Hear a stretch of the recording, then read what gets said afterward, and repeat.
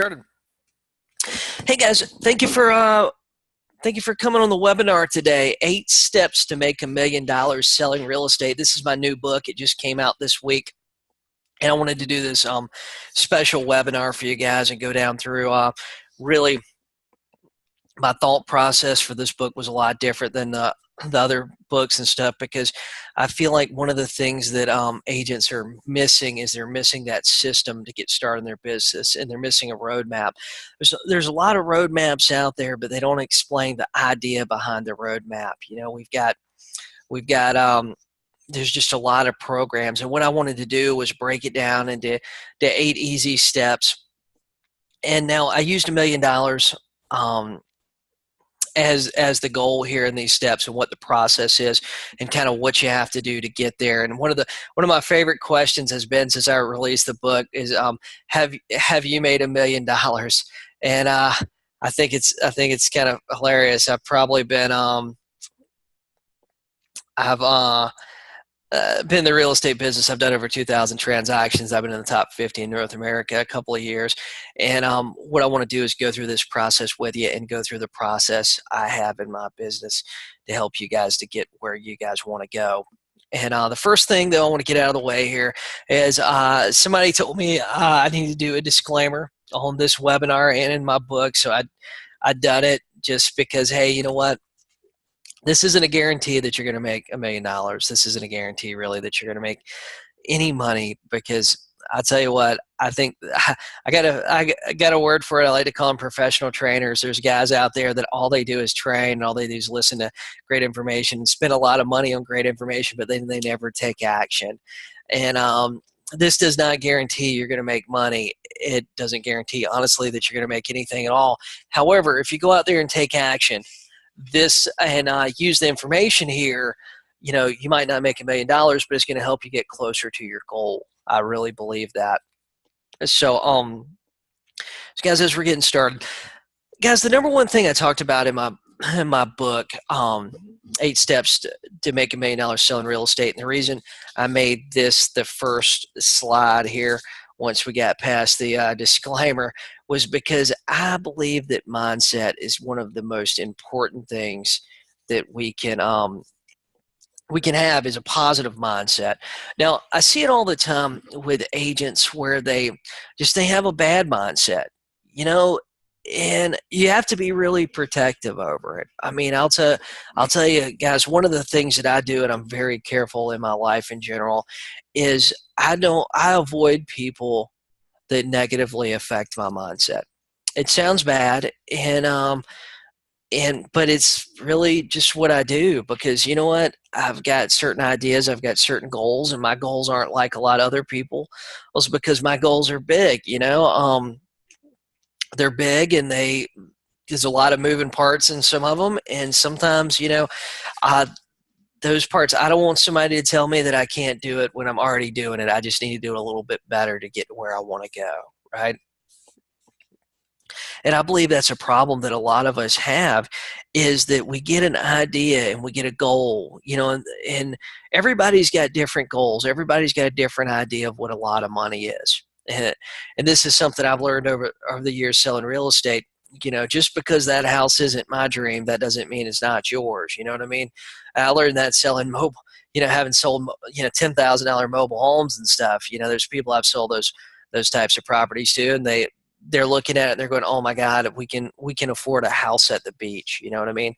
And where a lot of people are looking at it going, oh my God, that is horrible. I'm not going to spend the night there. It's a bad community. It's bad this, and this. So everybody has a different idea of what a lot of money is and a lot of stuff is. And you know what? I don't want them to affect my mindset, you know, because here's the thing. If you do not believe that you can do it, then you're probably just not going to be able to. I mean, you know, everybody's heard the story about the 4-minute mile. Once that first guy ran the 4-minute mile, like 12 people or something crazy done it the next year. I believe that if you don't think that you can do something, then there's no way you can do it.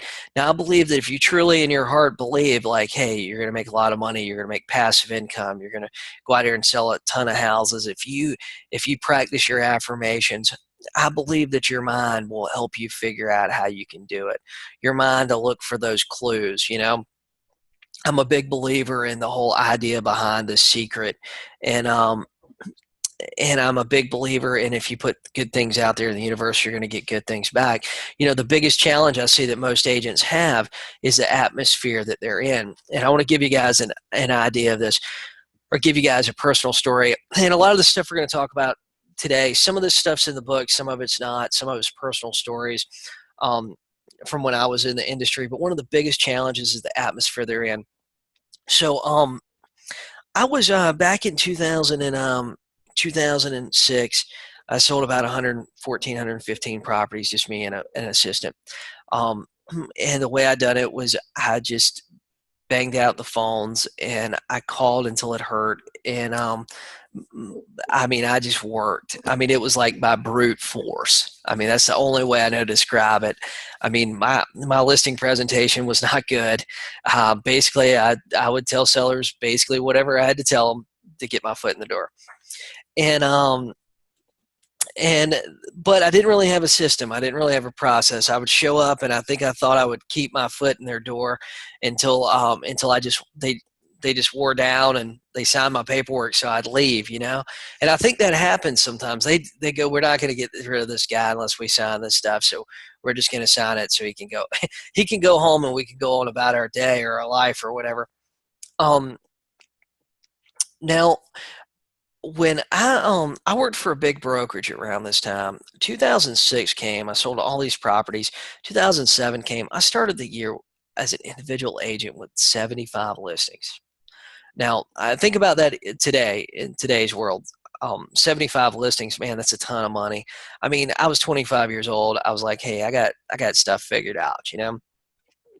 And 2007 was going to be the year that, like, wow, I just made more money than I ever thought I'd make in my life.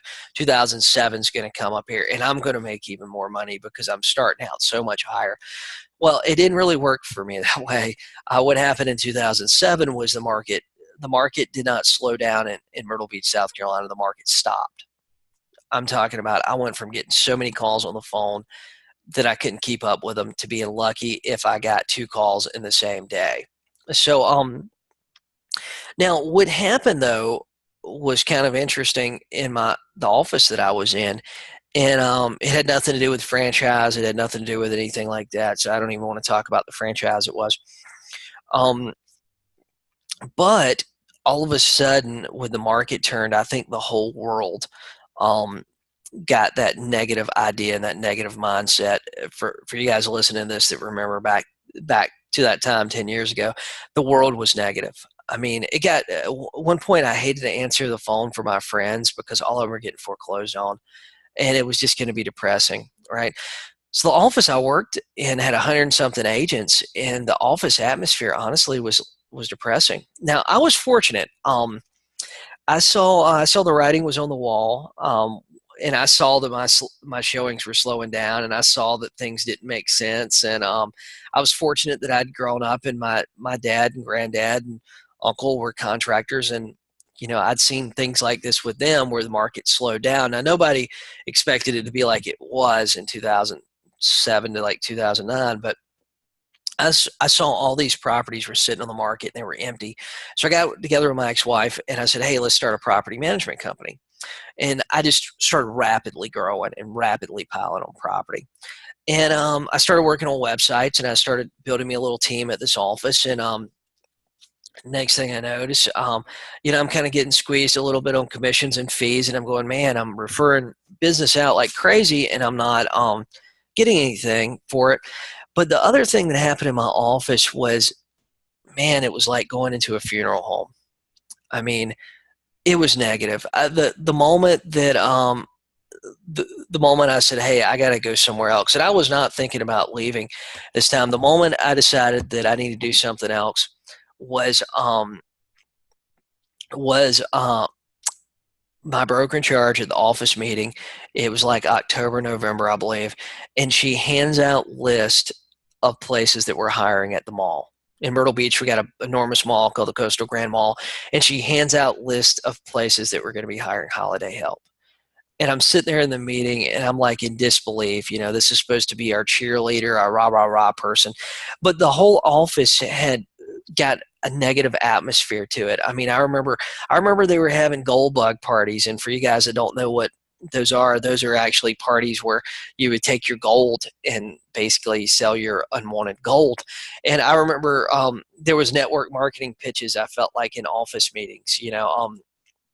It was the wildest thing, like thinking back to it. So what I decided to do was I said, you know what, I can't be here. So I went and interviewed a few offices, talked to them about my team. I went from probably managing about 100 properties at that time. I was rapidly picking up properties, but about 100 properties and maybe doing like 40, 50 transactions a year, on top of it, real estate sales transactions. To the next year, all I did was switch offices, and the only difference between the two offices, guys, the only real difference was, I mean, both offices were nice. They were nice buildings. They were beautiful buildings. Um, the biggest difference was the atmosphere. The office I was leaving was like going into a funeral home. The office I was going to, man, stuff was going on. It was exciting to be there. There were agents like running around making deals. The office was full of people. Everybody was on the phone. People were listing stuff. People were talking about making money in the office every day. And this was 2008, right?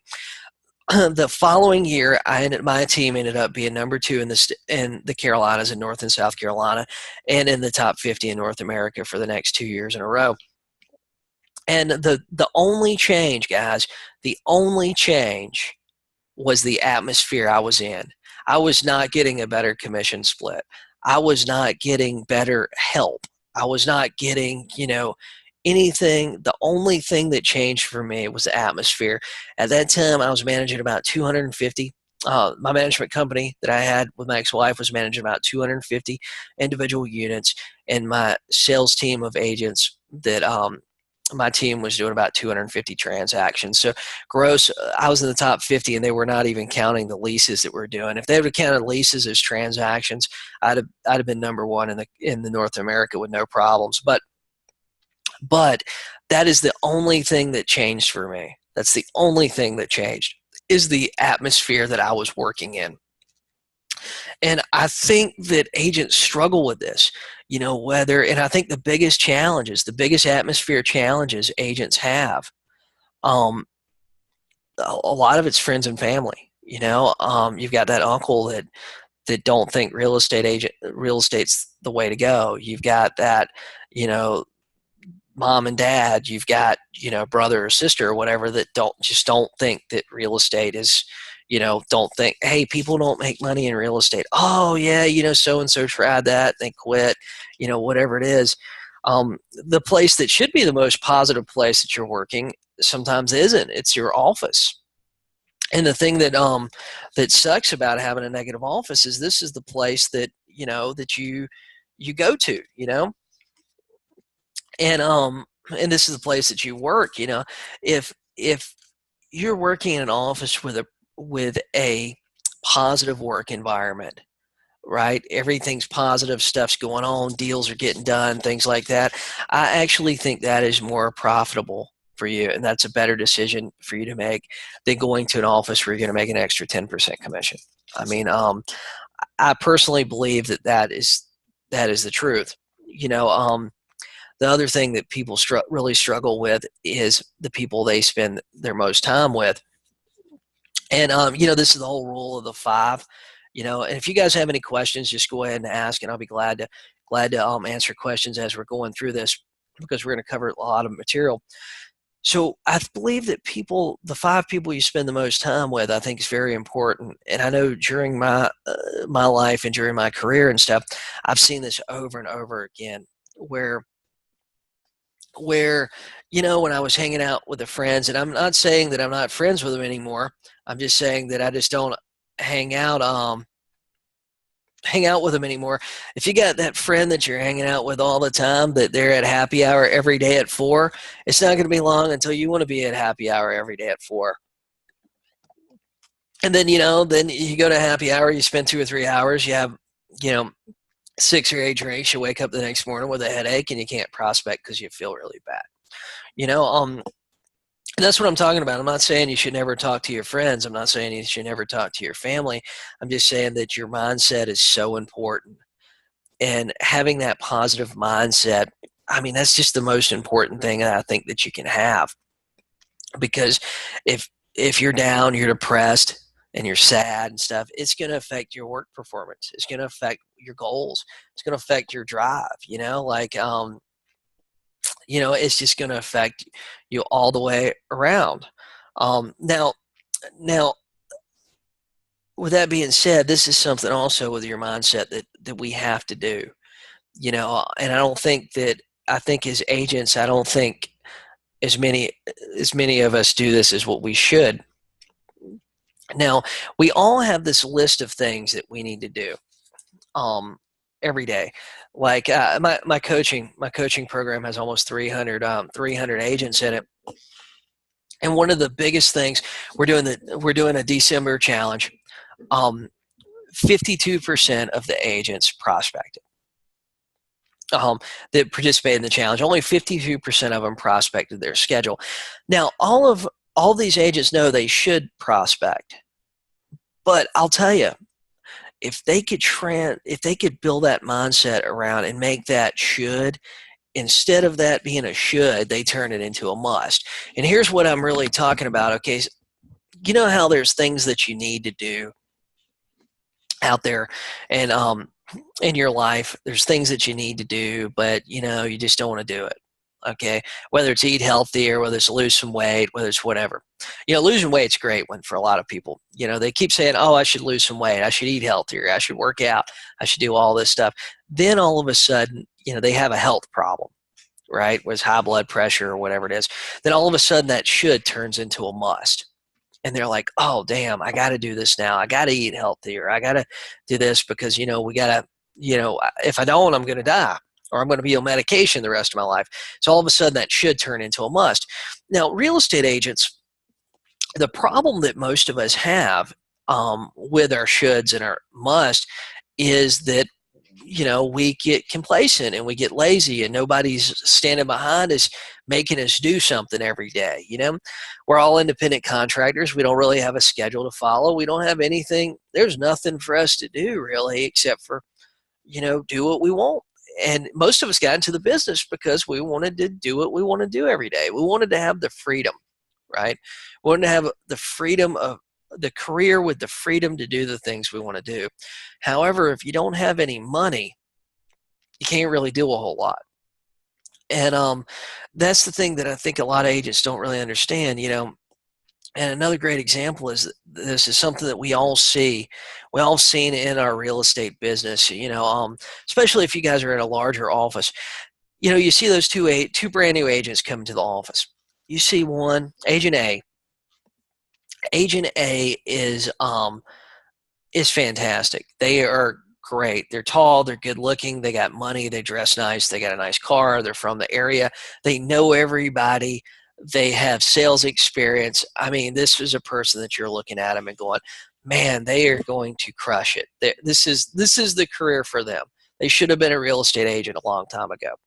We've all heard that. I mean, raise your hand if you've seen that person. Okay, then you got Agent B. Agent B is, they're definitely not Agent A. They're actually the complete opposite. They drive a old kind of crappy car that's beat up. They, they needed a haircut about 3 months ago. The clothes are too big or falling off, and they don't fit them real well. They're not real well spoken. Maybe they got a thick accent. Maybe they're not from the area. I mean, they just have, like, you're going down the list of what you think it takes to make an agent be successful. And Agent B don't have none of those things. They have no money to get started, nothing. But all of a sudden, 6 months later, Agent B is like agent of the month. They're crushing it. They're going out there. They're listing a ton of property. You know what I mean? Agent A hadn't done nothing. I mean, they're still at the starting line.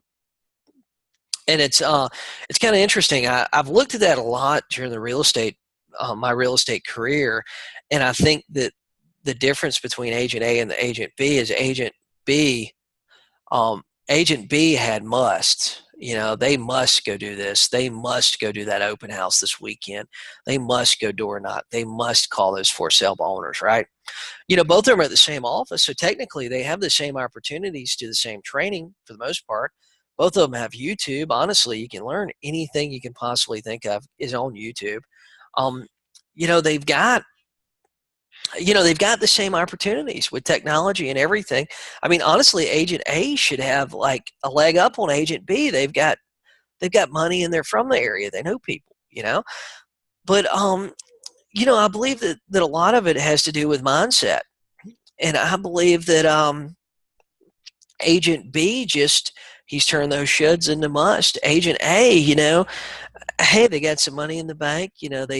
They left a good job or a good career, and real estate was just something they wanted to try out. They were just kind of between things. And hey, if real estate don't work out, we can go back. And my areas go back to selling timeshare. People, they can do fairly well selling timeshare, and all the timeshare people think that real estate's even easier, and they come do real estate for 6 months, and then next thing you know, they're back doing timeshare, and but they never turn that should into a must. They've heard all the things they should do, but they never went and done them because they didn't think they were that important. And I think that's what the difference is between those two agents. I mean, one of my favorite quotes by Zig Ziglar I wanted to add in here was attitude determines altitude. I believe this. Zig Ziglar talked a lot about your attitude towards things, and I believe that without a doubt, attitude is one of the most important things that we can have. It's one of our most important assets. I mean, you look at it in anything that you do. You look at an agents and offices. I mean, this is a great example. An agent first comes to an office. Everybody's motivated on day one at the office. First day at the brand new office. Everybody wants to go in. They're going to crush it. This is a whole new leaf they're starting. Whole new leaf they're turning over. 6 months later, they don't like the team leader. They don't like the office manager. Somebody said something to them they don't like. Something wasn't exactly what they thought it was. Attitude changes. You know what I mean? They were doing really, really well. Something happened. Attitude changes. Now they hate the office. They're not doing much in real estate, and they want to move somewhere else. I mean, I really believe that, and I think if your attitude towards things change, some of us have an attitude where we expect everything to be 100%. We expect everything to be 100%. We expect our standards are so high, there's no way they can be reached, right? And then when those expectations are so high, there's no way they can reach them. And then when they don't reach those expectations, they get sad, they get depressed, and they say, "Oh, this doesn't work." I see it in my group coaching where agents come in and they say they'll tell me things like, "Well, I went on 3 listing appointments and I didn't get none of them," and I'm going, dude, you just went on 3. That was your first 3. One of the things that we talked about in the December challenge that I thought was unbelievable was when I got the first. I expected these results, but a lot of agents didn't, and I'm glad that we come up with the results I was expecting. That's number one. But number two is, I feel like it's an important piece of information for agents to understand. The average number of contacts it took to get one appointment was like 22.6. So I rounded up to 23. You can't really have like a half a contact. Either you can't, I look at things like in the real estate industry as binary. It either is or it isn't. It's either 1 or it's 0, right? So you either made a contact or you didn't make a contact. So it's going to take 23 contacts to get one listing appointment.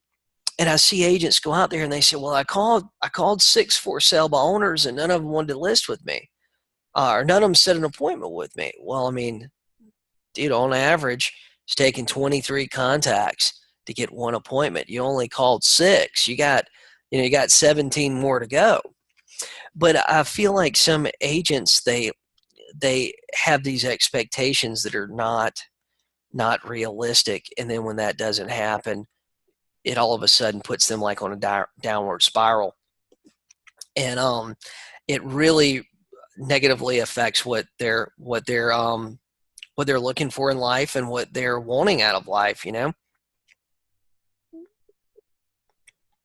So, guys, the number two the number two step in making $1 million selling real estate is I believe that you have to shorten your learning curve, and I believe that you have to look for opportunities to do this. And I think you have to. I think that you have to do this any way that you possibly can. And I think that we have a great resource to able to do this. I mean, we have the internet, and I want to go through this kind of quick with you. And I promise I'm going to speed up. I told you guys I would keep it to 2 hours, and honestly, I could have talked about attitude another 45 minutes, but you know, with shortening your learning curve, one of the things has helped me literally more than anything I can possibly think of is reading books. Now, let me back up just a little bit. You know, there's one thing I've learned, okay, about your learning curve, and what I really mean by learning curve is I think that you have to have constant self-improvement. I think you have to have constant self-improvement. I think that the agent that's out there selling 10 houses a year, and they've been selling 10 houses a year the last 3 years, I don't think that agent with that agent's mindset can go sell 100 houses a year. Now, let's just call this agent John Smith, right? John Smith, he's going out there and he's working hard, or he believes he's working hard, but his ideas and his belief systems and his current knowledge allows him to sell 10 properties a year. For him to sell 100 properties a year, John Smith has to do something different. He has to learn. And lots of times, I mean, that learning could be a change in mindset. I mean, for me personally, every time I feel like I've made like a big breakthrough, lots of times it's been because of some personal growth, program I've done, some personal growth system I've done. I mean, I've done Personal Power 2 4 times. Every time it's a Tony Robbins program. Every time I do it, I see something like enormous in life that changes. I mean, the example I used in the book, eight Steps to Make $1 Million Selling Real Estate, was the movie Rocky. I think everybody's seen Rocky, and we see the first Rocky, and the whole series is fantastic. Sylvester Stallone wrote this, and for you guys that never heard the story, basically he sold his dog, and he had to sell his dog because he couldn't afford him, and then like weeks later he ends up selling the movie script for Rocky. But Rocky, that first one, I mean, Rocky's really a washed up boxer. I mean, he's been boxing for years. He's working basically. He's working just kind of a dead end job. He wants to be a boxer. I mean, he trains in like tore up sweatpants. I mean, his training sucks. His mindset sucks. The house he lives in sucks. He gets really sucky fights. He gets fights that he's losing. I mean, Rocky is not a good boxer. Rocky is not a world champion in Rocky 1, especially at the beginning of Rocky 1. Now, fast forward to Rocky 2. Rocky 2 is a machine. I mean, and you look at the whole thing. You look at it. I mean, it's the same actor. It's the same everything. He's the same person, right? He's the same person in Rocky 2 that he is Rocky 1, you know? The difference is his mindset, the people that he's around. I mean, he's got a new coach. He's training and practicing differently. His mindset is better. He's not a loser. He believes in Rocky 2. You can see him in Rocky 2. In Rocky 2, he believes he's a winner, right? I mean, his body language says he's a winner. I mean, and that's one of the things that happened. He had to learn a lot of stuff. Between Rocky 1 and Rocky 2, Sylvester Stallone, the character Rocky learned a lot of stuff, right? And we have to do that same thing. We have to never learn, never stop learning. I mean, ask what books are you reading, and that's one of the things that I'm constantly doing is reading. And I mean, I gave several examples in the book that were there were things that I've read that have really changed my mindset. I mean, I'll tell you, it's a movie now, but the Ray Kroc story, it's called Grinding It Out. Man, I was reading that book, and one of the things that taught me was, I mean, this guy created. I mean, everybody in the world knows who McDonald's is, but the thing that created McDonald's wasn't the cheeseburger, because let's be honest, I mean, we've all had better cheeseburgers than McDonald's. We've all had better cheeseburgers than that. I mean, there's so many places that I've ate that's been better than McDonald's. And we're all like that. But it's a consistent meal that he took a consistent system and spread it all over the world. And the way he done that was hard work and determination. And around that time when I read that book, I was looking for an easy way, and I was looking for a way that was going to be that was just easier. I didn't want to drive buyers around. I didn't want to, honestly, I wanted to be kind of lazy. I wanted to sit on the couch and I wanted people to send me checks. I still want to do that, but I've learned that for that to happen, a lot of work has to go into place. And that book was the foundation for me realizing that, hey, there's not any easy way. There's not any shortcuts. I mean, you just have to get in there and just do the work, right? Gary Vaynerchuk has a thing he says. He talks about it's either clouds or dirt. Dirt is actually getting down there and doing the work, and it's hard to be up in the clouds. You kind of have to do one or the other. And usually when you're up in the clouds, you're not really making any money, right? If you can't be up in the clouds without working down in the dirt at least first. And that's one of the things that Ray Kroc book taught me. And it just, I mean, there's so many. Like, I've been reading a lot of I've been reading Russell Brunson's books lately. I've been reading a lot of psychology books lately that have been really interesting, made me think about things that I've been doing differently, and it also made me think about things that I'm doing, like why those things were working. That before I just thought they were working just because I'm amazing, but it wasn't really because of that. It was just they were working, and there were certain scientific reasons and psychological reasons. Some of the things that I've done with listing appointments and stuff have been working. And it's fascinating for me to go down through and break that down. But I believe that reading books and listening to books, whether it's audiobook or whatever it is, I believe that's such a useful tool. I mean, I'll tell you, Russell Brunson's um, books really made me uh, understand a little bit more what it takes to what it takes to build my social reach, to build, and we're all experts. I mean, we can all do that. As real estate agents, you can be a celebrity in your whatever space you're in. um I got a typo here. So what are you it's supposed to be what are you listening to, right? um I was reading this thing that talked about your however many, basically on the way to work in the morning, you could have a college degree or the equivalent of a college degree within a couple of years. And, you really think about that. A college degree, if you really break it down, it's only, 4 classes a semester for 4 years.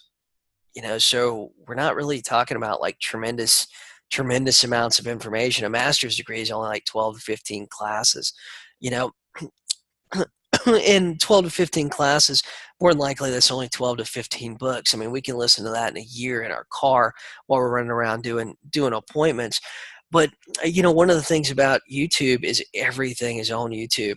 I mean, whatever you want to learn, it's out there for you to actually learn and go through and be able to listen and develop and stuff. And I believe that we should all be listening to some sort of book on tape, have somebody that you like. I mean, I really like, lately I kind of like a lot of the interviews that Ty Lopez is doing. I really like Grant Cardone. I like Gary Vaynerchuk.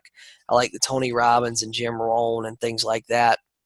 You know, um, but I think that you have to constantly be learning and constantly be listening to stuff. Um, one of the other things that shortened my learning curve in the real estate industry and just in business in general has been having, well, it was a lot of it's been reading, but the other part of it that's filled in the blanks for me is having a coach, especially like having been in the real estate business. You know, I'll tell you guys, my first coach was it part of the Mike Ferry organization, and this is how I found this. So I was at my first real estate office, and well, actually, it's my second real estate office. My first real estate office I picked because I found the place I wanted to live in Myrtle Beach, and I was sitting at the stoplight, and I looked across the stoplight. There was two offices across the street, and I said, "Oh, okay, I'm going to go interview at both of those." And that's how I picked my first real estate office. Now, I was there for about 3 months and decided, hey, you know what? I don't think this is a place for me. And so I ended up basically taking and going to a larger office. Now, this larger office had about 40, 50 agents at the time. And I seen this guy, and I'm still friends with him to this day. And man, he was just in the back of the room, and just as they were at the end of the meeting, they'd go around the room and give you your chance to say something. And this one guy, he just constantly had to keep going back to him. He'd go, oh, I got a listing over here. Oh, I got a listing over there. I mean, it was unbelievable, really.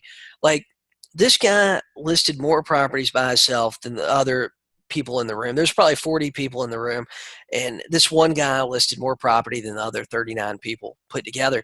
And I mean, at the time, I was struggling with mail. I was staying up to 2 o'clock in the morning, self-addressing stamp envelopes and stuff. And I mean, the business I was doing was expensive and it was painful, and I was like struggling. Honestly, if I wouldn't have met this guy, you guys may have never heard of me, because I might would have quit the real estate business. My idea of the real estate business was so different. I thought you had to do mail, and I thought that you had to. I really kind of thought that, hey, I had my real estate license and people would just show up and just want to buy property from me. And the thing that I learned was, after the meeting, I run after behind him, and I said, hey, what what are you doing? Like, how much mail are you doing to get those listings? Because I was thinking, hey, everybody does mail. And he goes, oh, I don't do any mail. I make phone calls. And I was going, well, who are you calling? So he spends like 10 or 15 minutes with me, tells me I need a Mike Ferry coach, and tells me he lets me borrow. It was Mike Ferry's Superstar Retreat. I think it was from 2001, I guess. It was like 2000, 2001. It was actually on VHS tapes. Um, that's how old it was. So I sat there for, God, probably, I think it was 8 or 12 hours. It was long. And I made notes and stuff, everything that Mike Ferry talked about during the retreat. And that piece of information, that sitting through that and having that information and listening to it, literally, I mean, number one, it probably saved my career. It probably kept me from having to move back home with my parents, to be honest with you. Um, but then having the coach on top of it, when I made some money, I went and hired a coach, and they're the ones that helped me, really get over that hump. Like, I'd done a few deals, but they were the ones that helped me, like, actually figure out a system, like what do I need to be doing every day and that sort of thing. And then throughout the years, I've had like mentors and stuff like that. And I'll tell you guys, I personally believe that if you had to make a choice between spending money on marketing and spending money on coaching material or training material, I believe that you should spend money on the coaching and training material. Because that one little bit of, 30 seconds of experience, that they tell you could be that aha moment that saves you like 2 years, right? And I mean, because I've just seen this in my life. Throughout the years, Probably I've been in the real estate business since I went full time in 2004, so it's been 13 years, going on 14 years total. I first got licensed in 2001, but I was in college, and I didn't actually start selling real estate until I moved to Myrtle Beach in 2004. So so I've been 13, almost 14 years in the real estate business, and I've consistently had a coach. I've had some sort of coach, some sort of mentor. I've paid for I paid for one coaching days, coaching hours, coaching all this stuff, and it's all been in a pursuit to um to shorten the learning curve for me and to help me figure out that one thing, and so that I could stop doing trial and error. And I think it's important that we do that. Now, the other thing I think that's important is that we actually practice what we learn. You know what I mean? I believe that we can hire coaches, we can read books, we can go to seminars, but if we never implement anything we learn or practice, and we never practice those ideas until they're perfect, it's going to be a waste of time.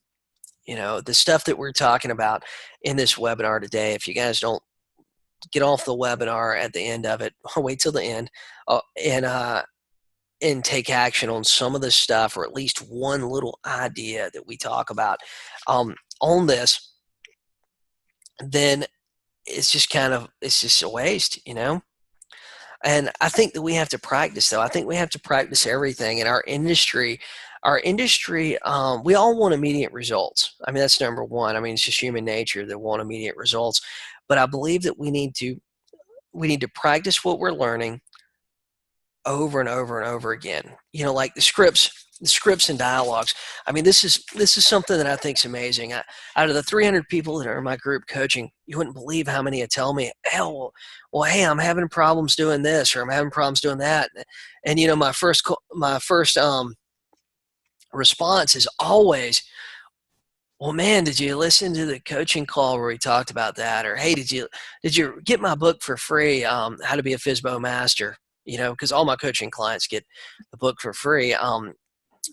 Did you are you practicing your scripts and dialogues? Think about this, guys. If we practice just the basic stuff, right, in our business, the basic stuff like the basic seller script. We practice basic objections that we're getting. We only get 3 objections over and over again. "I don't want to work with an agent. I don't want to pay a real estate commission, and I'll pay you X if you bring a buyer." I mean, we get those 3 objections over and over again. What if we took those 3 objections and we started practicing them every day with a role play partner for the next 30 days? How good would you get at overcoming those 3 objections? If you just practiced them by yourself, if you just made calls and really focused hard, if you wrote down those 3 objections and wrote down 2 or 3 ideas on how to overcome it, post the objection in a group and get a couple of people's ideas on how to overcome that objection, and then you practice that. You practiced overcoming that objection over and over again. How good would you get at that after 30 days? Like, how much would that really change your business if you got really good at overcoming and knowing what to do when you get those 3 objections? Now, the next thing we want to talk about is goal setting. I think that, number one, I think in our industry, I think a lot of the goal setting ideas out there are so damn complicated. They're so complicated to figure it out, and they're so complicated to be able to so complicated to be able to figure it out, and they're so complicated to be able to track it that it almost doesn't even make sense. And it's and I think that it's pretty I think it's pretty amazing that our industry, makes things so complicated for us sometimes. And some of the things that we're being taught by big franchises are so complicated. I mean, the biggest problem I think that most agents have, and this is really people in general, is they don't do the math to figure out if they can hit their goals.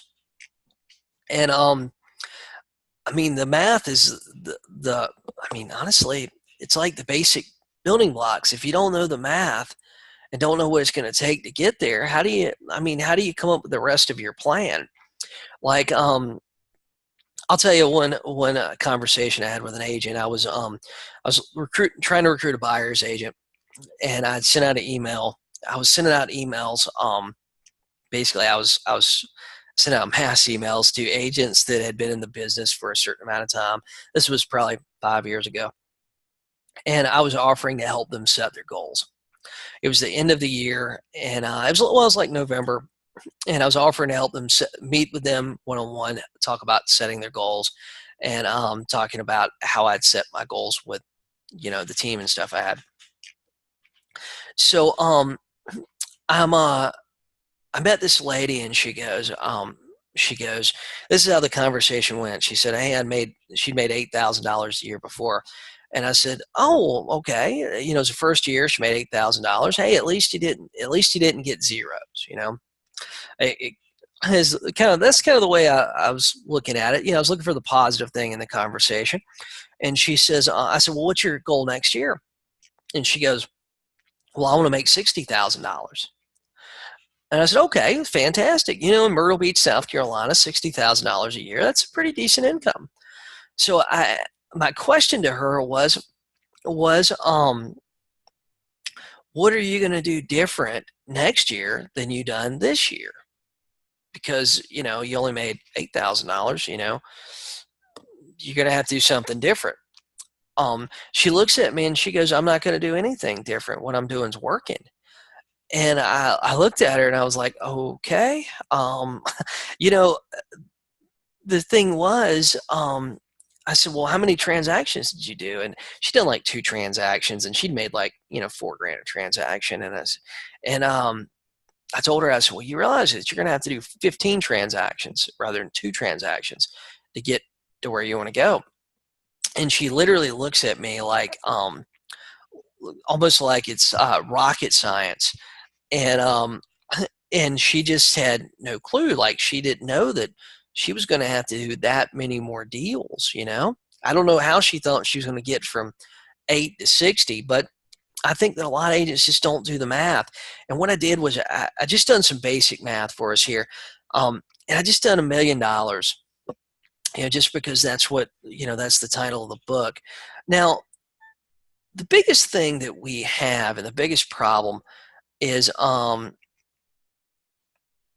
there's a lot of ways to get to $1 million, right? There's a lot of things we can do to get to $1 million. Okay. We could do 500 transactions at $2,000 each. It's $1 million. We can do 250 transactions at $4,000 each. That's $1 million. Now, the thing about doing the math, once we get the math, let's just say, let's use this bottom one because the math's a little bit easier. 100 transactions at $10,000 a transaction's $1 million. Okay, so the next thing we have to do with this goal is, that's pretty realistic. We can do that. It's 2 deals, 2 deals a week. 2 deals a week, an average price around $340,000.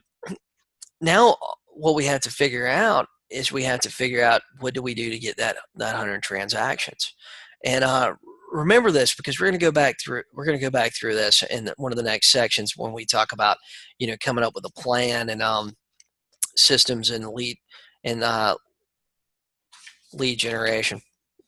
But if our goal is $1 million and we're going to do 100 transactions at $10,000 each, we just have to figure out how do we get to $100,000. And one of the things that I teach in my group coaching is SMART goal setting. And this is not something that I come up with, I promise. I stole the idea from Jim Rohn. I'm sure that Jim Rohn stole the idea from somewhere else, and probably another 1,000 people have stolen it from them too. So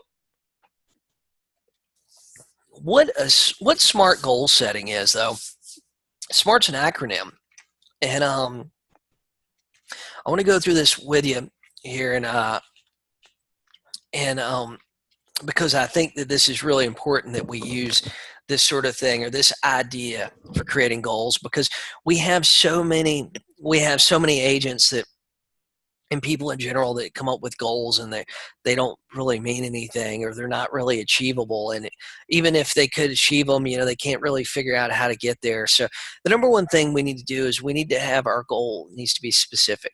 So for 2018, your goal needs to be specific. The goal of $1 million, we're specific with that goal, right? We're specific. We want to make $1 million. We didn't say, hey, we want to be rich, right? Not, I don't think $1 million is rich nowadays, but if we just said that, for example, hey, we want to be rich, okay, um, that's a great goal to have, but it's not really measurable.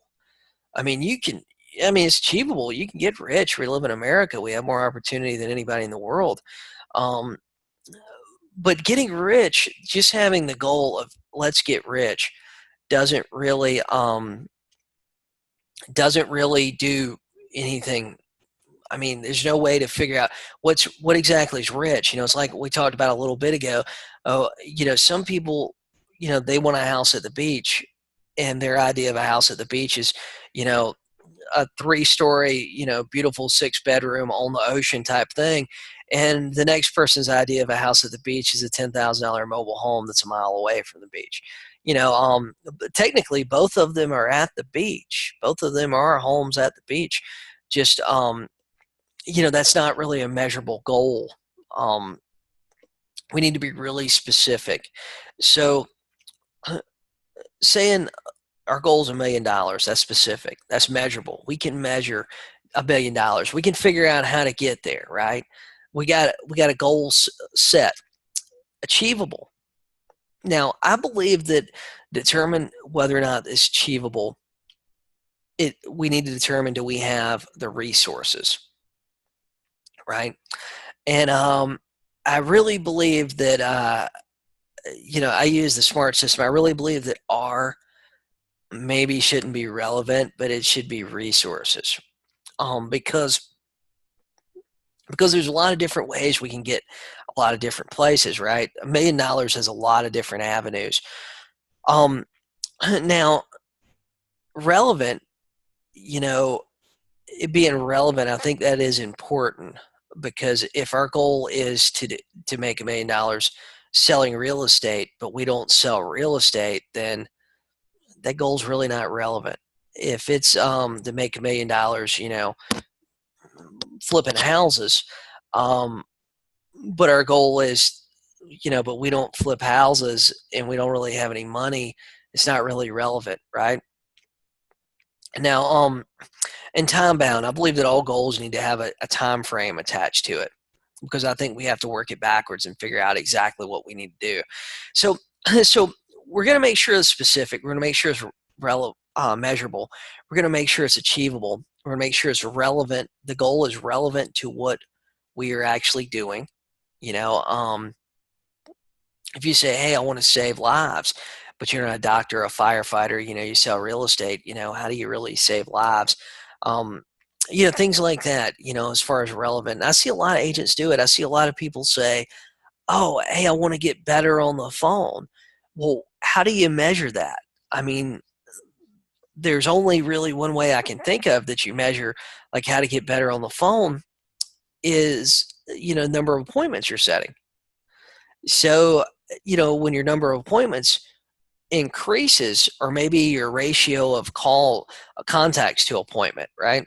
I want to get better on the phone. Well, we got to figure out how can we measure that, and what attributes are we going to measure? Are we going to look at just listing appointments?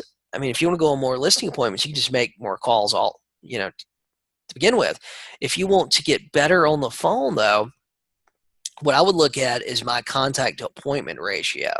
Maybe you're getting one appointment for every 23 contacts, and what would it do with your business if you could bring that down to like one appointment for every 18 contacts, or 15 contacts.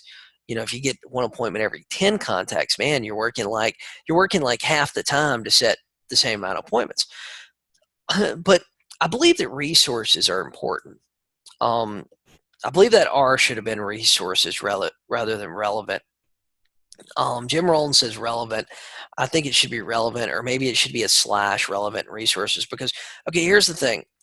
If if we don't have the resources, sometimes reaching our goal is going to be really difficult. It might be impossible, right? If your goal is to make $1 million next year and you got $1 million sitting in the bank, then it's going to be a lot easier than making $1 million and starting at zero. If you're a brand new agent, if you're a brand new agent, you have no business, you're not from the area, all those things.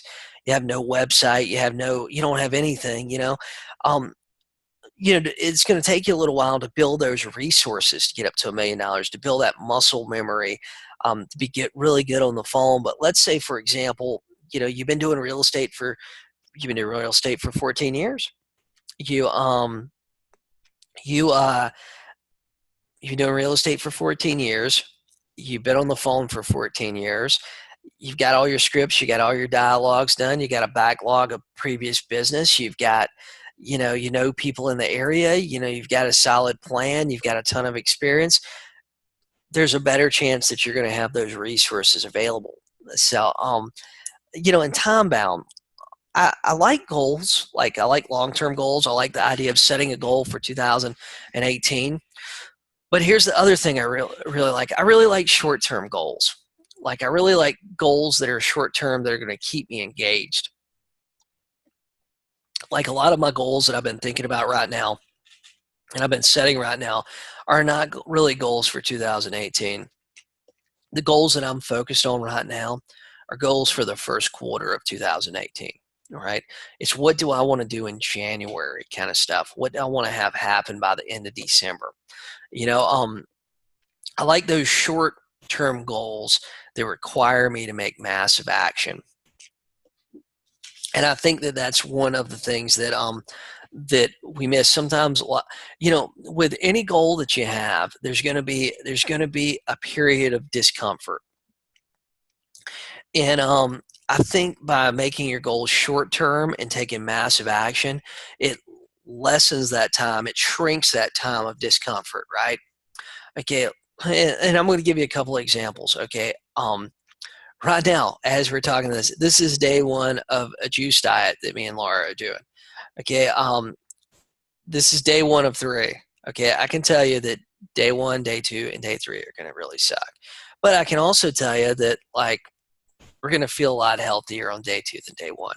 This is a short time of discomfort for a lot of benefits afterwards, a lot of health benefits afterwards. If you're losing weight and you want to lose 20 pounds, right, then that period of discomfort maybe is for 2 or 3 months where you're eating healthy, you're cutting out sugar, you're doing this, you're doing that, you're working out really hard, that period of discomfort. When you're first getting on the phone,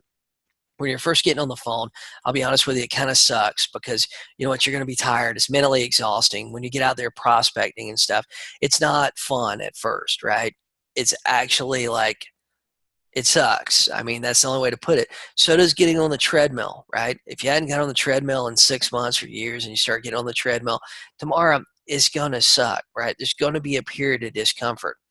And I feel like having those short-term goals with massive action works you through that period of discomfort at an unbelievable rate and helps you ramp up to an unbelievable rate, because I believe that one of the things that we need to do in our business, in our lives, we need to create momentum moving towards the goal.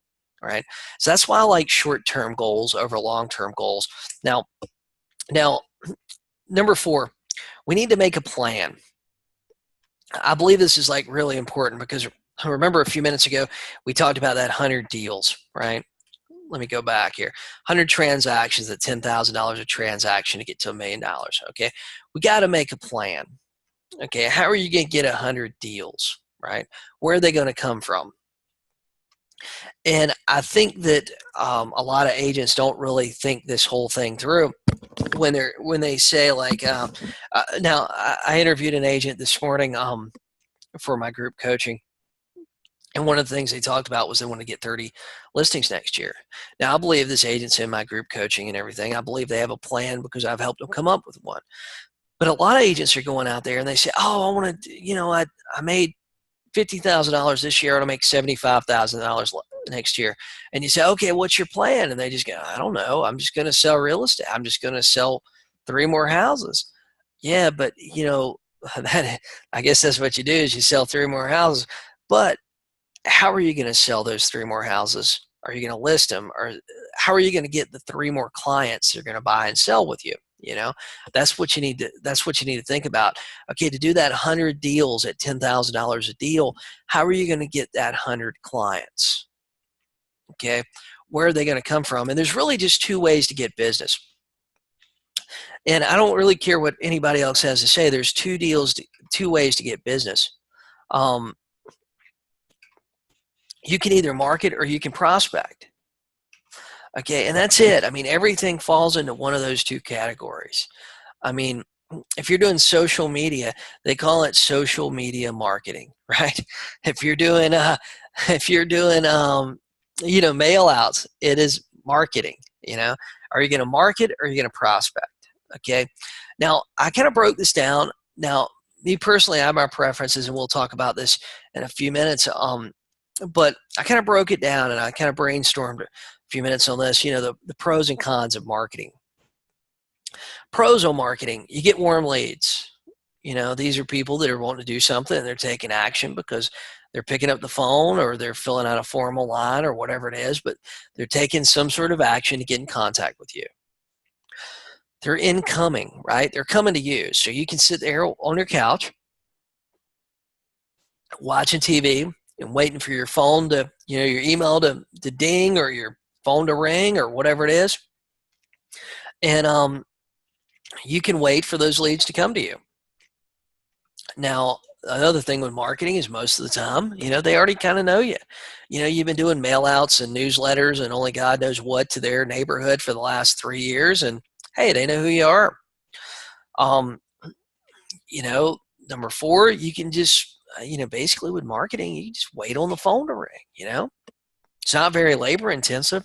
Honestly, most marketing activities just require you to give somebody your credit card number or your debit card number. I mean, it's not really labor intensive.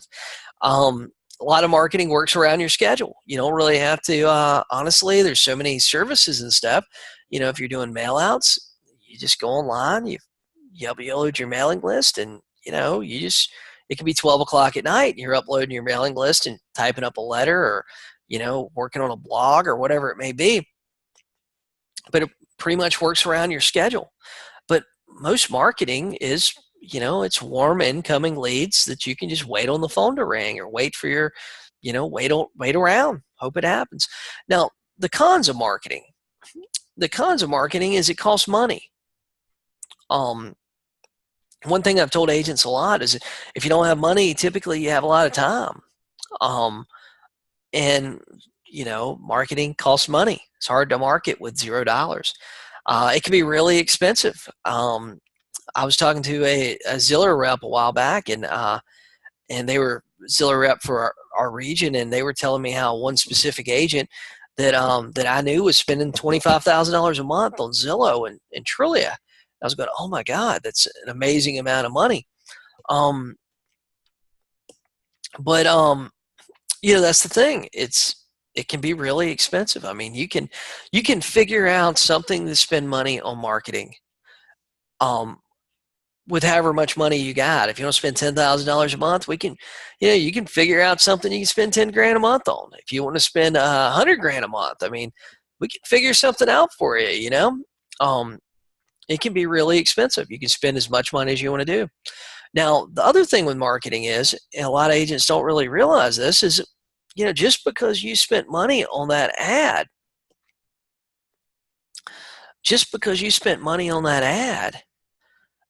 that doesn't mean you don't have to call these people and follow up with them.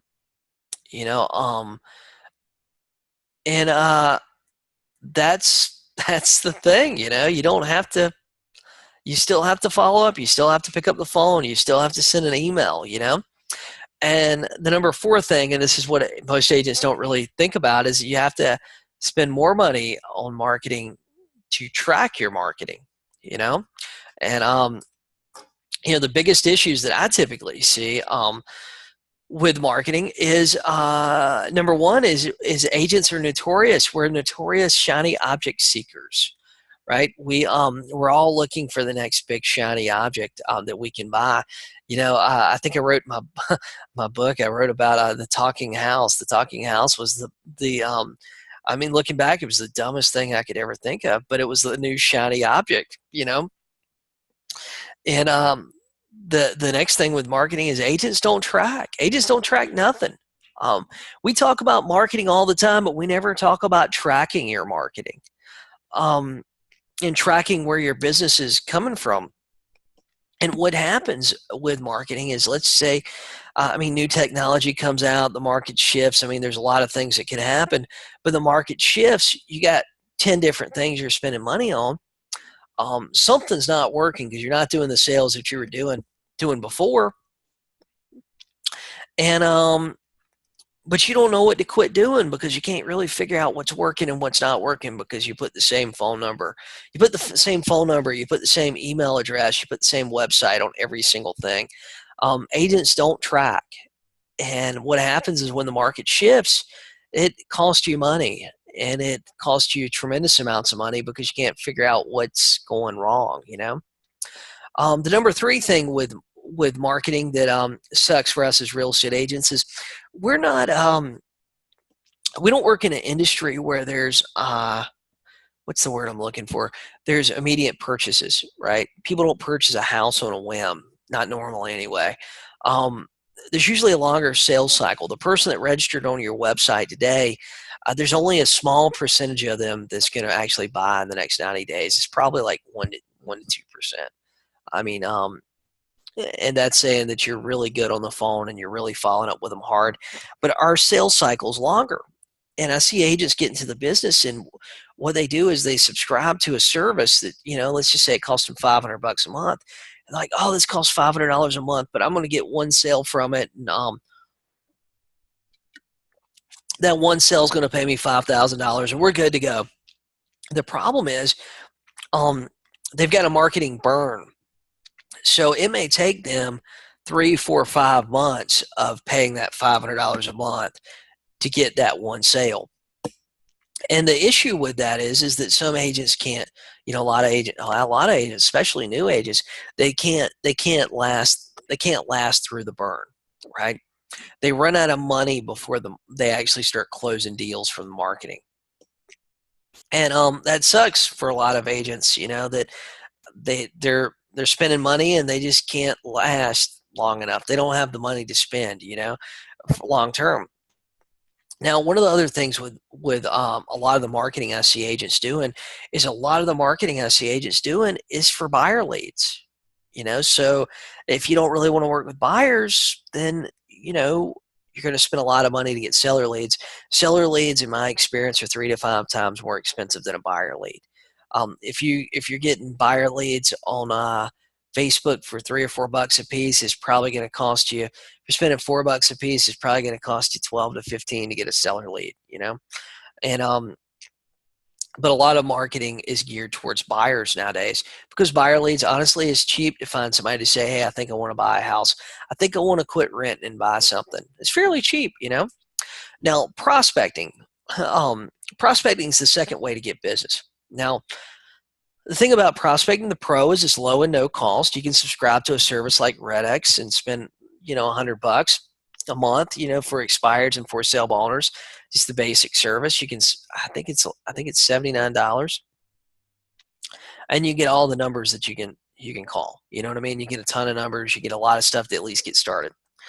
Now, one of the other pros about it is you can, after you do it for a little while, you track your business, you track the number of calls you're making, and you're going to learn that you get conversion ratios.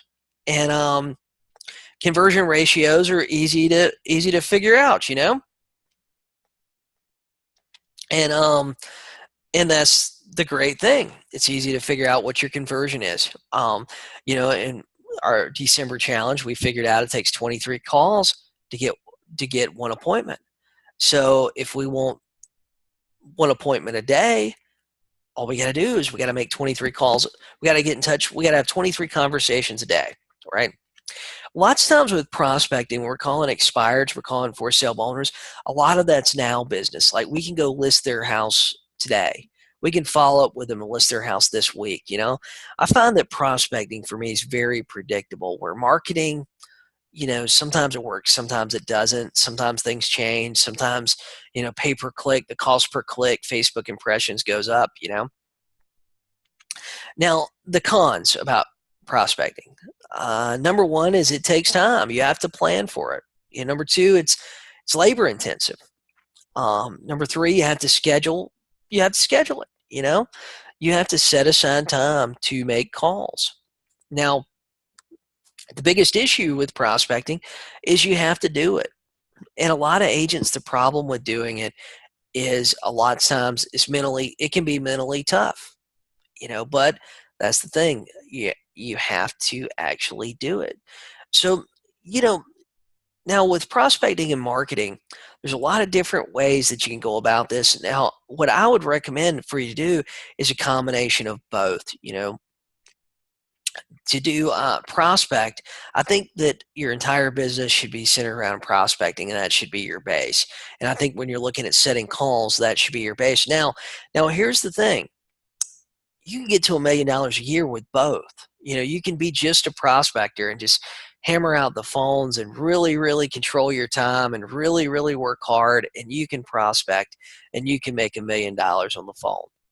Now you can also market. It's going to cost you a lot of money, and you're still going to have to get on the phone. You're still going to have to do a lot of stuff, but you can make $1 million a year prospecting, or you can make $1 million prospecting. If you notice the title, I didn't really put a time frame on that. I didn't say it was I put how to make $1 million selling real estate. I didn't put make $1 million a year selling real estate. Now number five, the number five thing you have to have to reach your goals and to reach goals on a big level is you have to have systems in place. Now, I'm going to go through some basic systems here, and I'm going to give you some examples of them. And I believe that going through and building systems, I believe these are some of the building blocks of your business, right? Now, the first thing you have to decide is your lead generation systems. What are you actually going to do to lead generate? Are you going to blog, right? Are you going to make calls? Are you going to, what are you actually going to do to get new leads in? Are you going to go do open houses? And none of these are wrong. There is no wrong answer. You can have a great system for doing open houses that you really enjoy, and you can make a lot of money doing it, right? You could do tons of video, and you could build blogs and really enjoy doing it and be really good at promoting that stuff, and build lead generation systems around it. But you have to have lead generation systems, right? And you have to figure out what are you going to do to get the leads that you want to get. I mean, that's the bottom line right there. Okay. I believe, and I put this as the first one after lead generation systems because I believe that this is the most important system that you have to have. Now, the rest of them are in no particular order, but I believe that that you have to have follow-up systems, right? That's one of the reasons I wrote that 2018 Follow-Up Master book. It was because I felt like a lot of agents just had no system whatsoever to follow up and with people. I mean, they just basically, like a lot of agents, would make one call, and then that was it. They didn't do anything after that. And the problem is people are busy and they don't always call you back. I mean, and that's really the bottom line.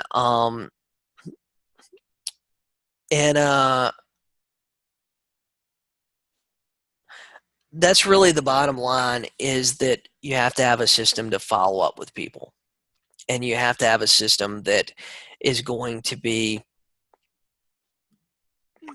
that is written, right?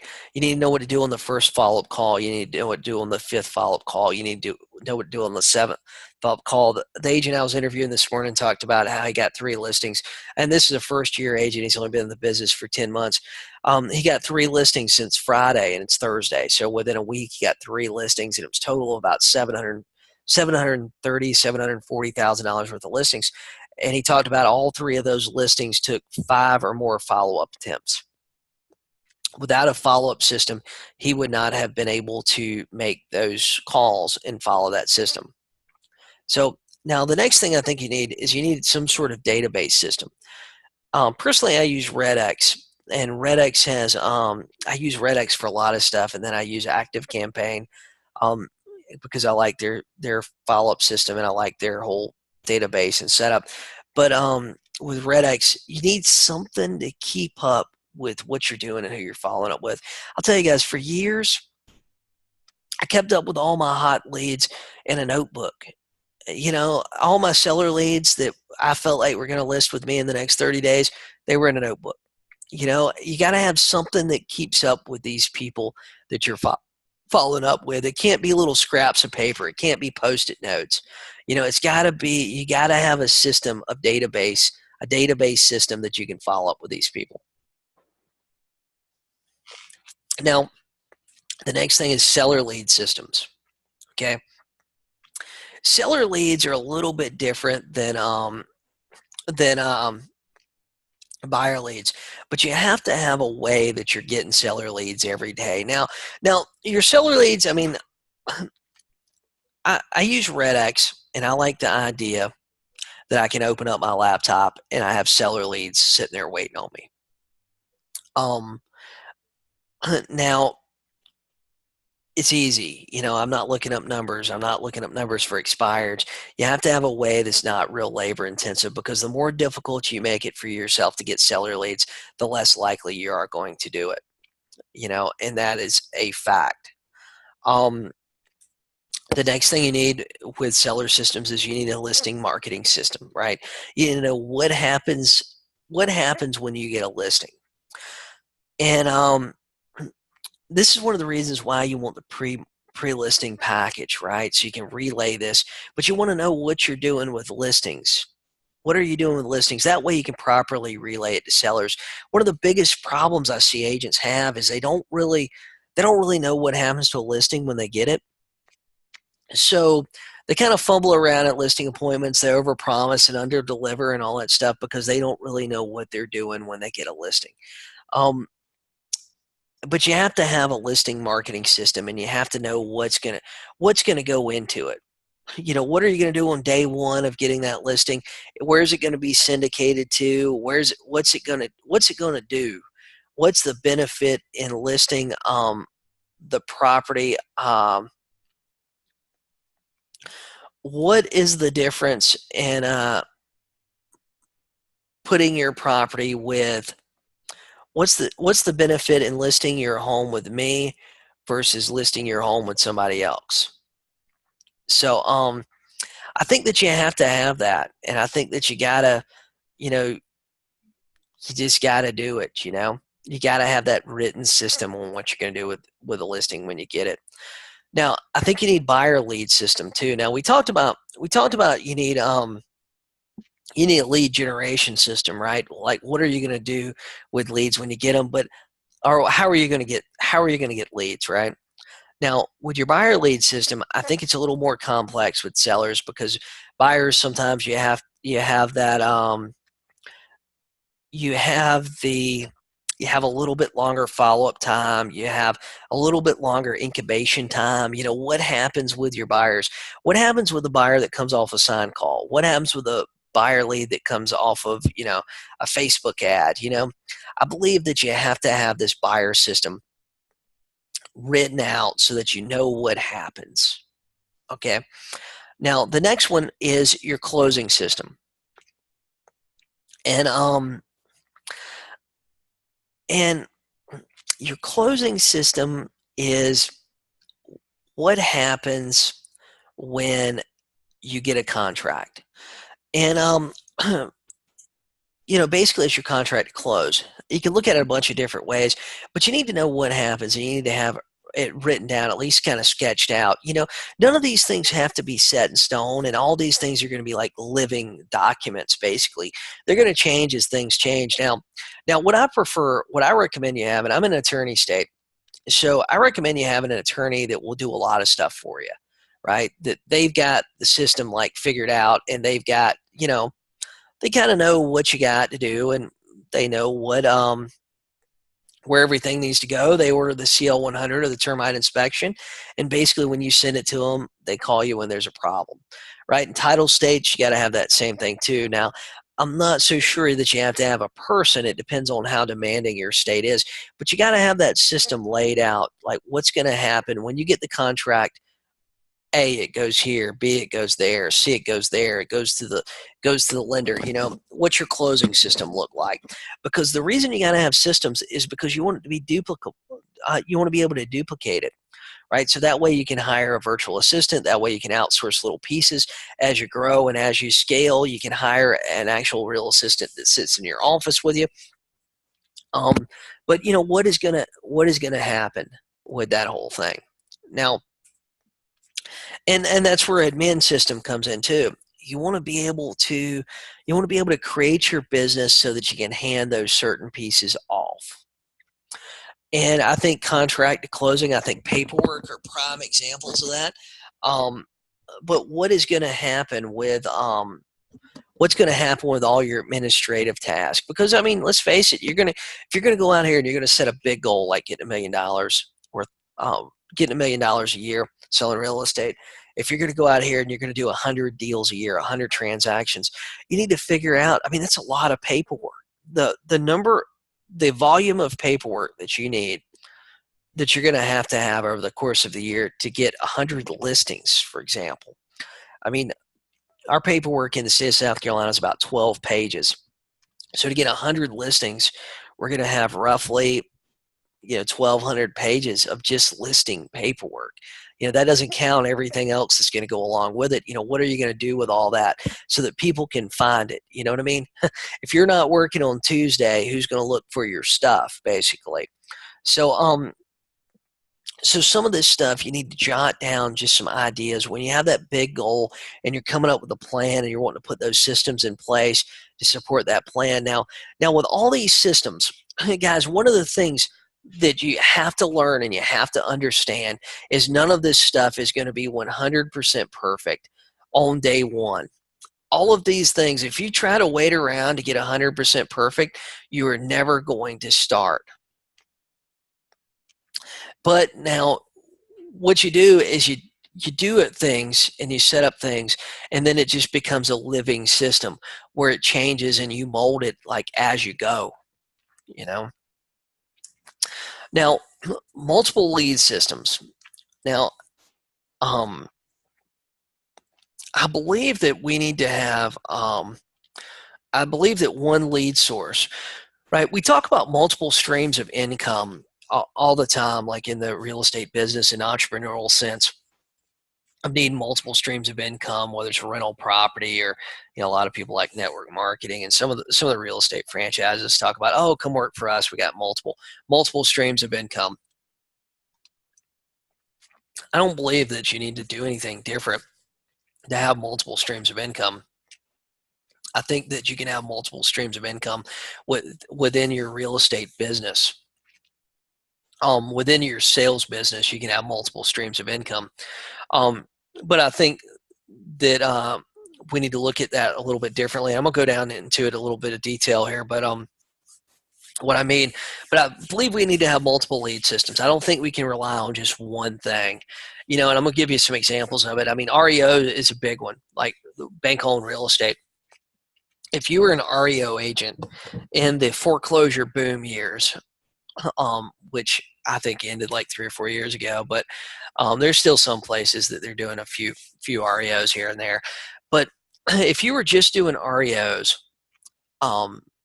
during that foreclosure boom, then when that stopped, or when you lost that asset management company, then you were probably like out of business there for a little while. Um, some of these crazy, crazy busy markets like Denver, Colorado, Los Angeles, California, some of these crazy markets.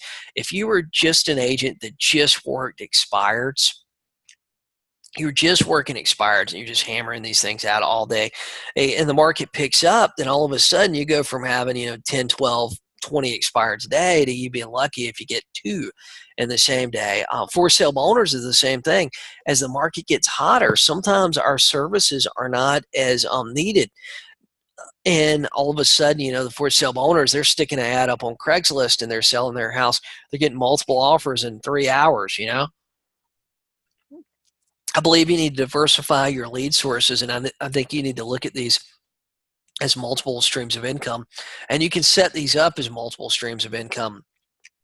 And a lot of that is by building a team. I think the first team member that you need to have is not. I don't think your first team member needs to be a. I don't think it needs to be an administrative person. I think it needs to be a buyer's agent. Um, I think it needs to be a buyer's agent, and I think that the reason being is because there's no cost in having a buyer's agent. I think that you can I think that you can outsource certain things, and I think you can outsource like just a lot of stuff so that you just don't really that you don't have to like really work on it all the time. But I think a buyer's agent needs to be your first thing that you look at as a second revenue stream, and you can set that up. I mean, you can set it up pretty easily. There's so many tools and stuff that you have out there where you can generate buyer leads. You can look at it as a Facebook buyer lead business, and you can generate leads until you have like multiple buyer's agents. You can set up your REO business with an assistant, and where you're at the point where you probably need a licensed assistant, but you can do it where you don't have a lot of involvement in the administrative task of that, because that's where that stuff gets kind of hard. You can do the same thing with pre-foreclosures. You can do the same thing with new construction and look at it as a new lead source or new stream of income. There's so many ways, but here's one of the things that you got to watch out for. As the market changes, things are going to be different. Like, let's say, for example, like in my area, man, if you'd have got into the new construction business 3 or 4 years ago as a new construction agent working for a company like D.R. Horton, or just going out there working with small builders, man, you made a lot of money last year. You probably made a lot of money this year, in 2017. Okay, but once that market changes a little bit, and all of a sudden it, there's a little more inventory on the market, people can find the house they want for the price they want to pay in existing homes and not have to wait 6 months to build, and maybe save 10 grand or 20 grand. New home sales are going to stop. Your stream of revenue, that's going to end. So when you're trying to get to building a business on a big level, it's going to be replicable for you, and you're going to be able to do it over and over again. You need to look at multiple lead sources, because as the market changes, sometimes your lead sources are going to dry up. And that's what I'm trying to say. Sometimes they're going to dry up. REOs don't really exist in a lot of the country right now. Short sales, I'll tell you this, a few years back, man, I done a ton of short sales. I done probably 100 of them. And they were fantastic. I liked it. I had a great system for it. However, if I was still doing short sales today, or if that would have been 100% of my business, man, at some point short sales were going to stop. I mean, but during the time, I had agents that were referring me short sales because they didn't want to do it. So I believe that you have to have different points of entry. Now, if you're a brand new agent just starting out, I would build a system around one. Let's say build a system around for sale by owners, or build a system around expires, and then expand that system to start including pre-foreclosures, and put it in your schedule, right? Put it in your schedule and track everything. Now, the next thing I want to talk about is focus. I will tell you, I believe that this is one of the most important things that we have to look at, and we got to go over and over again is we have to focus, right? And I think that the real estate industry, we probably get, if you're a fairly successful real estate agent, you get more offers than anybody in the world. And there's so much stuff that really eats at our focus and really tries to take our attention away. And this is the thing, that this thing kills your business, because every time you go out and you chase something for a week, right? You chase something for 3 days that turns into you not working for 5 days. Every time you lose focus, it sets you back on your goals. And I believe this more than anything that's out there, is that once you lose focus, then it's really tough to get it back. It's tough to build that momentum back too. Like once you get some momentum, once you're doing those, 3, 4 deals a month, 10 deals a month, once you're getting 12, 15 listings a month, and you decide to quit, you lose focus for a couple of months, you go work on something else, then you want to come back to it. It's kind of hard to go back. You kind of lost your groove. You lost your mojo, I guess you'd say. But I believe that for us, as real estate agents, we just have so much pulling at our focus. And if we're doing something and it's working, we got a system, whether it's for sale owners, expireds, whatever it is, you cannot stop doing that. If you got one stream of leads and income that's working real well, don't stop that stream. Don't stop that stream of business to go work on something else. If you do, it's not going to work out well for you, because what could happen is you end up being at zero and having to start over. And that's a problem for a lot of agents. That's one of the reasons I believe that a lot of agents aren't doing more business than what they're doing, is because every time they get going pretty good, man, they get going pretty good and they're doing well and they got a bunch of deals in the pipeline, and somebody tells them about something that's really great or something fantastic or something really a lot easier than what they're doing. So they lose focus on what they're doing, and they go do this for a month or two, and that don't really work out, because honestly, there really isn't an easy way. You kind of got to go out and work. But they lose focus on chasing that thing over there, and then when they come back to their business that was working for them, their business is kind of stopped, so they got to get going again. So a lot of agents, because they keep losing focus, is they keep doing a start, stop, start, stop, start, stop. And, once you stop prospecting, honestly, once you stop looking for new business every day, your business stops, and that's just how it is.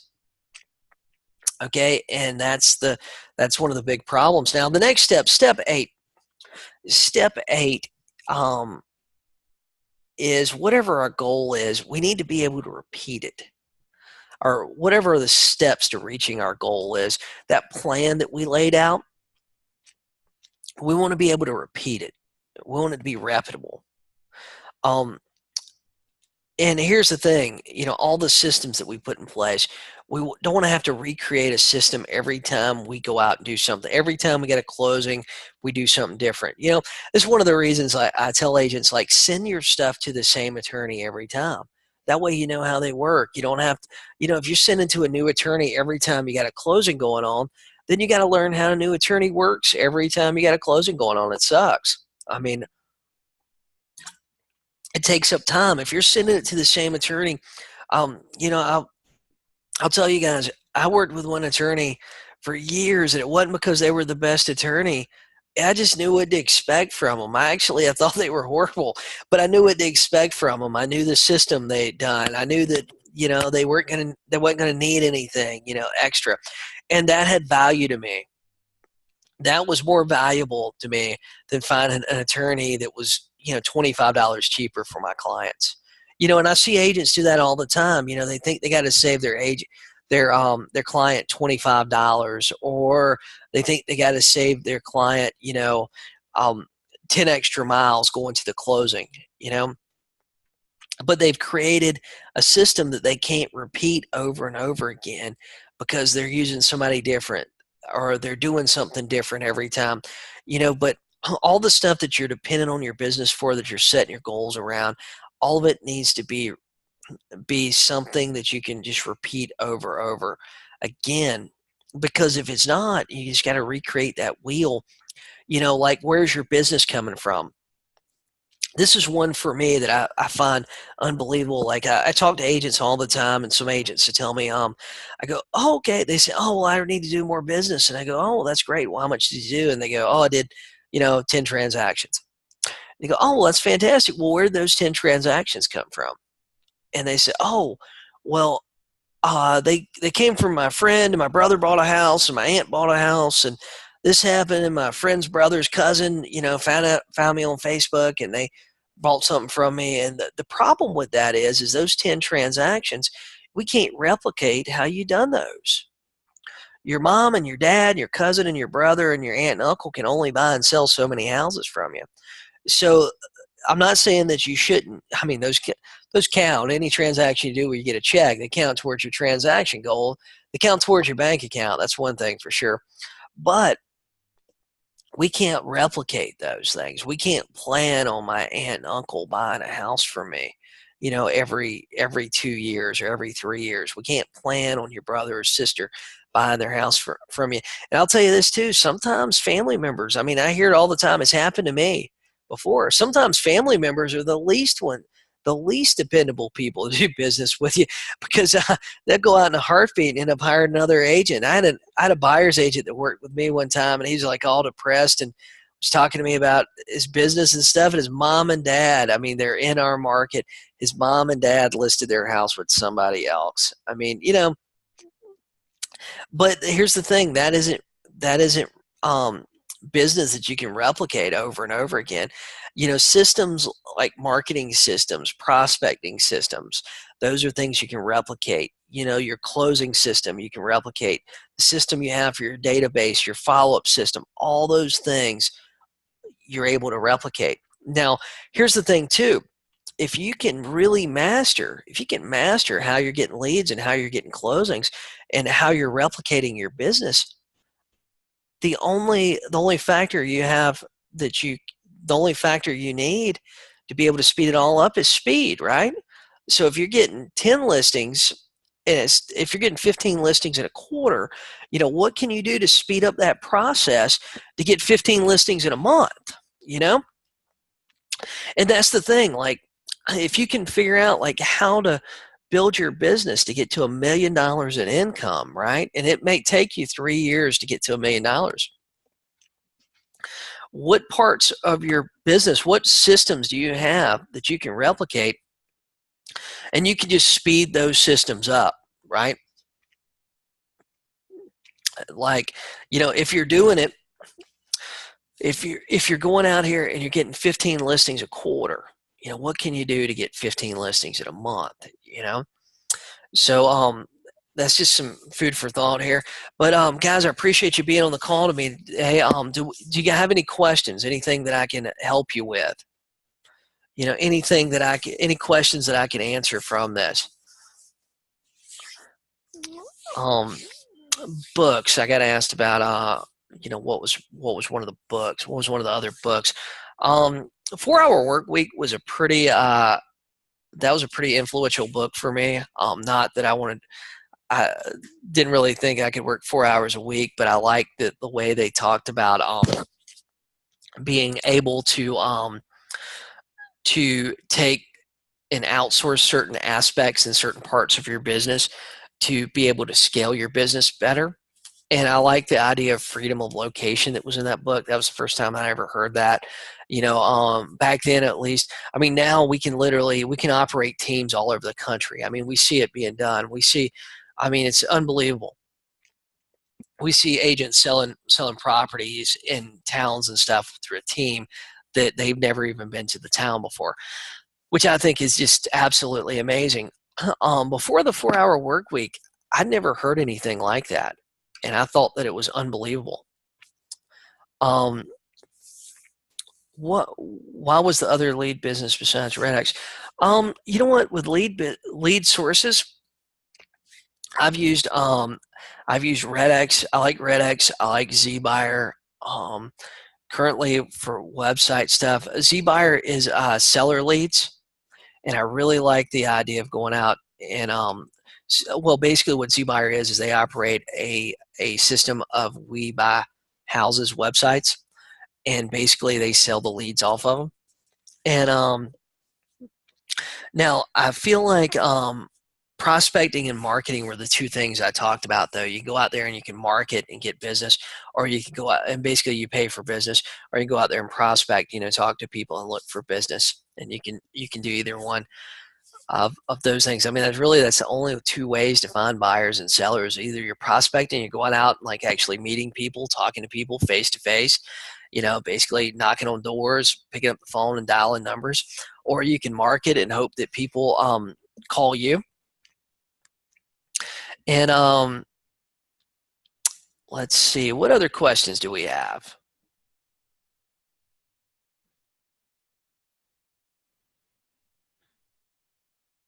So I got one here about let's see, what can you do to get better on the phone? You know what? To get better on the phone, it's not really crazy. A crazy idea to think that you can or can't get better on the phone.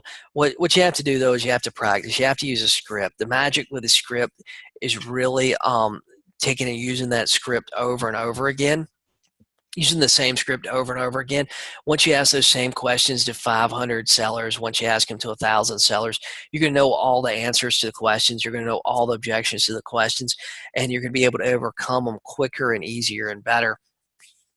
And that's the way that you get to that question here about my group coaching.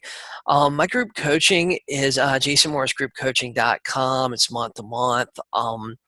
It's pretty inexpensive. It's $40 a month. If send me a message through Facebook, I'm more than happy to talk to you some more about it.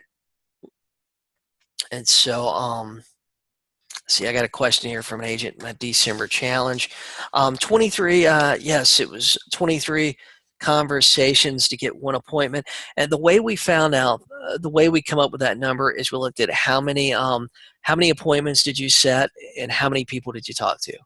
How many people did you talk to? How many appointments did you set? And just average it out, and it come to 22.6 was, I believe, the number. So, let's see. How do you overcome the objection? We don't want to use an agent. You know what? That objection is really, it's really, a lot of times it's a smokescreen. We know one thing for sure, that they want to sell their house. Of course, nobody really wants to nobody really wants to pay for anything, especially if they think they can do it themselves and they think it's a big check. Now, the easiest way to overcome that objection is to go out and follow up with those people. If you can't overcome the objection on the phone, just call them back in a day or two. Every time you follow up, you need to add something of value. So yes, a copy of the day's webinar. Yeah, this was gosh, it's been about 2 hours. What we'll do is later on tonight, I'll send every person that is on the webinar, every person that signed up for it, they'll get a copy of the webinar and they'll get the recording and stuff for it. But guys, I appreciate you guys doing this with me today. I've had a great time going through my book and going through some of the ideas in my newest book with you. And I look forward to talking to you guys soon. Let's see. I got one other question here. Hey, thank you too. Hey, you have a great day. I'll talk to you soon.